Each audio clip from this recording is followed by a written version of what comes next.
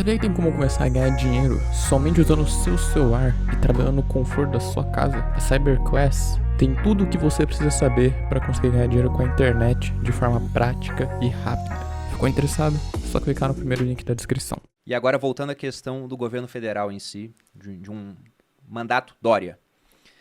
Levantei os números aqui de São Paulo enquanto você falava. O superávit em 2021 foi de 41,9 bilhões. Em 2020 também teve superávit de 7,7, o que significa que o Estado gastou menos do que arrecadou. E em 2009 teve um déficit de 554 milhões, ou seja, teve um déficit e depois veio 2 superávites. Já o Brasil, se a gente olha, desde 2014 o governo ele tem um problema de déficit crônico. Ou seja, arrecadamos com impostos e arrecadamos muito. Porque a carga tributária no Brasil é alta, gastamos mais do que arrecadamos e aí ficamos com déficit primário, sem contar os juros da dívida, e a dívida hoje, em comparação com o PIB, está em cerca de 80%, o que é mais do que a média dos emergentes, que fica em torno de 60%. Quem está assim é Brasil e Argentina, por exemplo, então numa situação crítica. Resumindo e concordando com você, só para dar um adendo, o Brasil a cada ano está ficando mais pobre. Exatamente. Essa é a realidade. E menos relevante no contexto internacional. Já fomos a quinta maior economia do mundo, hoje somos a 12ª, atrás da Rússia. Né? E talvez a gente melhore ano que vem, porque a Rússia vai piorar. Tomara não. Como né? que, mas provavelmente se terá um resolveria? outro país que vai melhorar. O governo Dória, quais seriam as propostas para realmente tirar o Brasil dessa situação onde ele gasta mais do que arrecada e com uma dívida também crescente, e nesse momento uma dívida crescente com juros muito altos, né, com uma Selic em 10,75% e título pré-fixado com 12% de juros?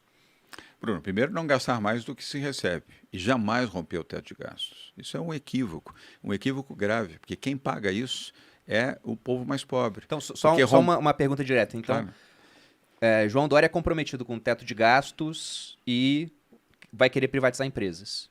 Mas sem dúvida nenhuma, e imediatamente. Não é fazer isso no último ano de governo, como estão tentando fazer agora, para ficar bonito na foto. E não vai ter tempo para fazer isso.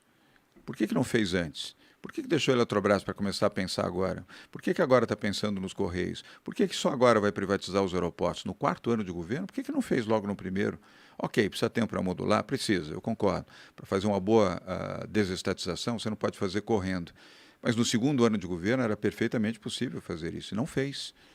O governo que admite romper o teto de gastos, quando se rompe o teto de gastos, Malu, sabe o que acontece? Aumenta a inflação. Quem paga, quem é penalizado com a inflação? Mais pobres. São os mais pobres. São eles que não estão conseguindo comprar carne, que não conseguem mais comprar o feijão, que têm dificuldade para comprar o arroz, que não conseguem emprego. São esses os que pagam o preço da irresponsabilidade.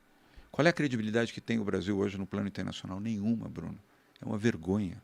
O Brasil é hoje uma vergonha mundial. Os grandes fundos de investimentos pararam de investir aqui no Brasil. Estão aguardando o resultado da eleição para saber qual é o rumo, qual é o destino do Brasil. Não querem fazer um investimento num país que tem risco, de um país que desrespeita o meio ambiente, num país que tem uma pessoa que pega o microfone num dia no cercadinho do Palácio do Planalto e fala as maiores atrocidades, os maiores absurdos, de alguém que ofende a China. Sabe o que é a China? É o maior parceiro comercial e econômico do Brasil. 30% do que a gente exporta para a China. Se não fosse a China, Malu, o Bruno sabe, o agro brasileiro estava no chão. Que a maior exportação brasileira do agro é para a China. De fato. E o presidente tem ofende um ponto a China. interessante sobre isso. Porque a Rússia está fazendo muito mais comércio com a China agora, né? O comércio entre eles aumentou quase 40%. E a Rússia não chega a exportar para a China o que a gente exporta. Está chegando agora, né? Então realmente o Brasil é um grande parceiro da China. Só para justificar, quando eu disse que a imagem do Brasil está no chão, está no chão. Qual é o segundo parceiro comercial do Brasil, parceiro econômico? Estados Unidos da América.